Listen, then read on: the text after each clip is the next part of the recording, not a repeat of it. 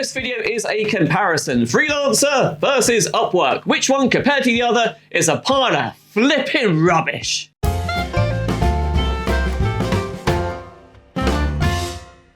So guys, to qualify myself for talking about this, I will go into a bit of background about my businesses and my relationship with freelancers and how I kind of got into hiring freelancers. If you want to skip this and go straight to the conclusion, you can. Just look in the chapters below and whiz through to the bit that you want to see. But kicking off with that background, so I started business in around 2006, and in around 2007, I wanted to start my second business very quickly. I was quite ambitious, and you'll love this. It was meant to be a environmental version of Amazon. Yep, that's what I wanted to do. And I was doing it, I was going to do it in partnership with someone I was dating at the time. Now, she was absolutely convinced that we must work with someone in the UK. And I basically thought, can't we hire someone in another country? Wouldn't it be a hell of a lot flipping cheaper? Anyway, push comes to shove, I decided to go with her opinion. And we went with this UK-based company to build a website for us. And they quoted £20,000, mental. It sounds so mental now, but £20,000 for an e-commerce website. Oh, I was such a mug. At the time, there was nothing like Shopify. Shopify wasn't a twinkle in your mama's eye back then. We also got a quote for a website from an Indian-based company, and it was $3,000. But you know, my partner at the time absolutely convinced the UK company was the way to go, and they wanted a deposit. They wanted $5,000 down in order for them to actually make a start with the site. I actually thinking about it, it was probably more. I'm going to revise that. It was actually $10,000. They wanted half the money down.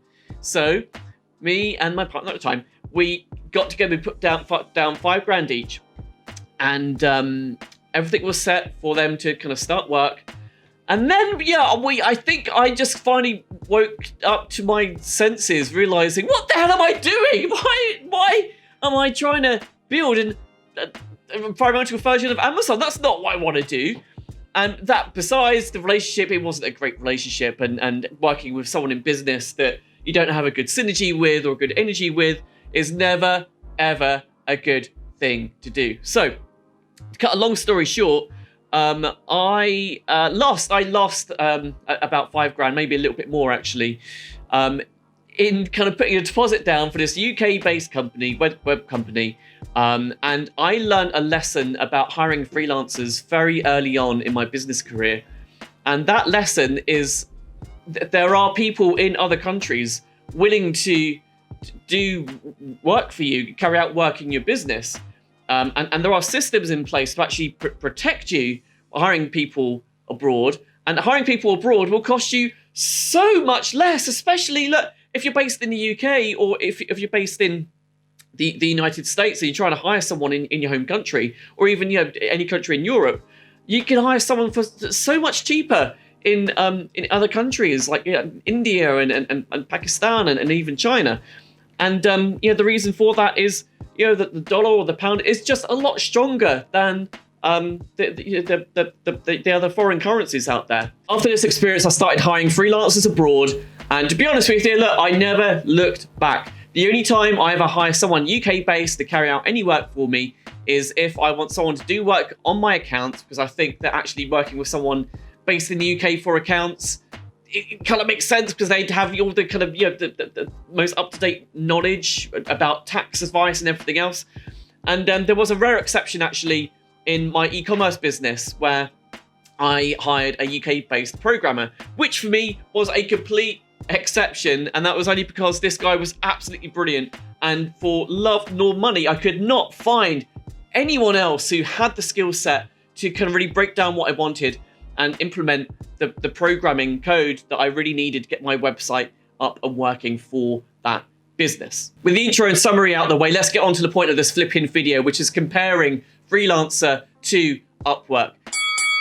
Now, I know how a lot of these comparison videos go. I know a lot of people kind of break down every single point and do comparisons with fees and all the look and feel of the site. And be honest with you, I find these videos really boring and very tedious. I should know because I flipping created one. Check this out, Shopify versus WooCommerce, if you want to go to sleep, that is.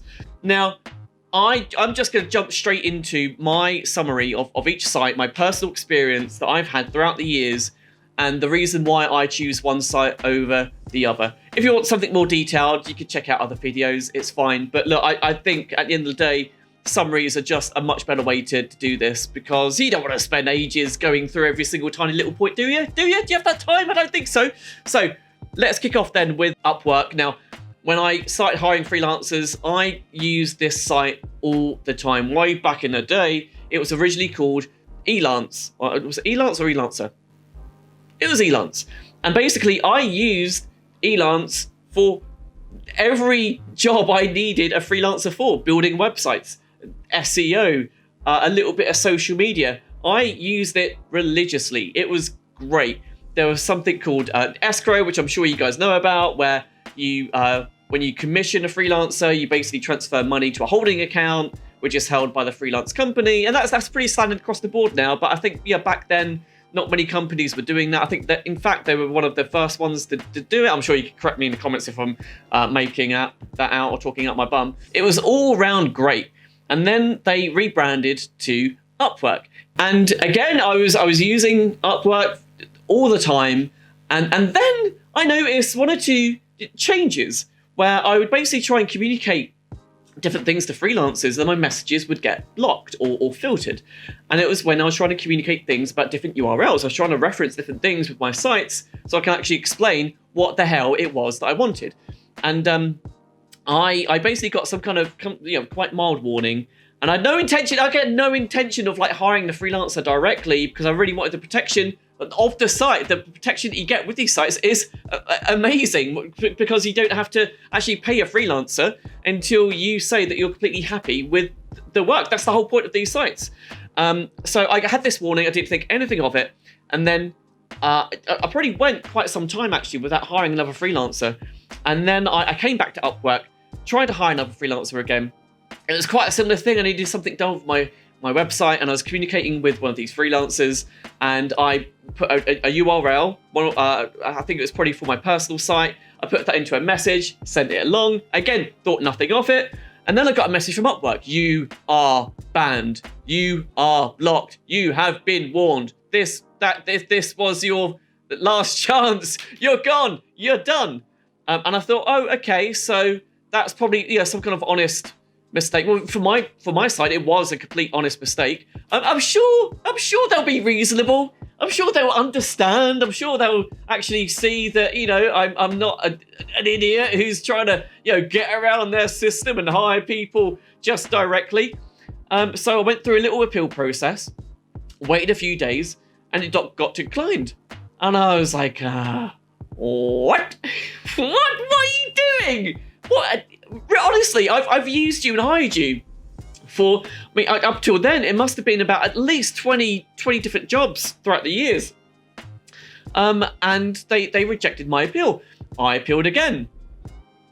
And it got declined. And that was it. Upwork basically shut the door in my face. They basically made a ruling decision on their side saying, you are trying to hire our freelancers directly, aren't you? Although you've hired many freelancers, and we can see that from your profile before, you're trying to get around our system. So, screw you.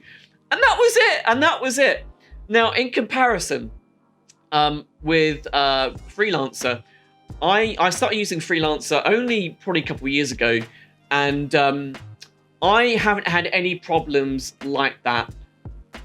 Touch wood, wooden desk, weird saying, but I haven't had any problems with Freelancer kind of remotely like that. I've been able to share URLs. I've been able to actually share my email address on messages, and the messages haven't been blocked. They have got through. One or two have been blocked, but the majority have actually gone through, which has made the whole process of hiring freelancers so much easier. Now, one thing with Freelancer, which is very annoying, is that for whatever reason, you get a lot of people haggling. And haggling is part and parcel of hiring freelancers abroad anyway. You should totally expect it and be prepared for it, and have like a little bit of a haggling plan when you're hiring freelancers.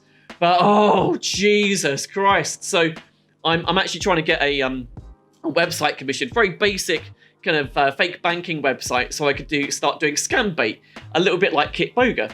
And I put an ad out on Freelancer, and I was bombarded. I was bombarded within a few hours with loads of these very, very low bids. People saying, "Oh yeah, we'll build your site, $10, $20, $30." And after communicating only a few messages with them, all of a sudden their prices shot up. I had one $100, I had one $300, and I had one which was $2,500.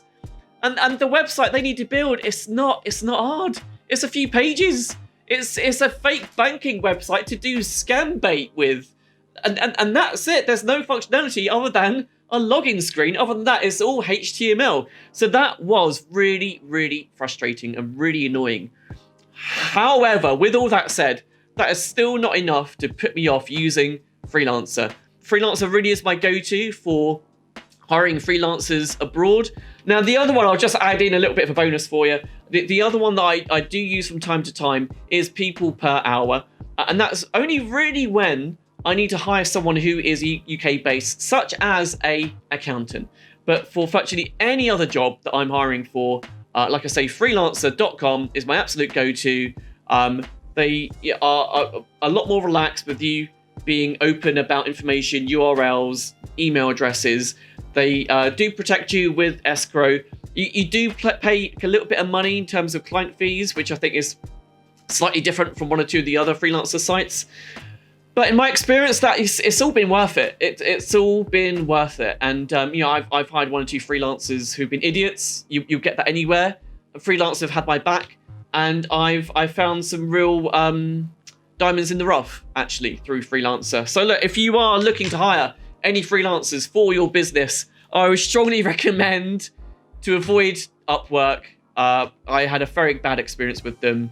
I'm sure they've got great systems, but look, if you want to communicate freely with your freelancers, go to freelancer.com because you'll just get a much overall better experience, clearer communication, and no moderators breathing down your flipping neck saying that you're some kind of dodgy scumbag trying to get around their system without actually kind of looking back into your history. Upwork, you go f*** yourself, Upwork. You hear that? Go f*** yourself. Whew. That one's been in my chest for a few years. So look, guys, I really hope you enjoyed this video. Please like the video, leave me a comment below, subscribe to the channel. Until next time, take care of yourself, and I'll see you soon. Cheers.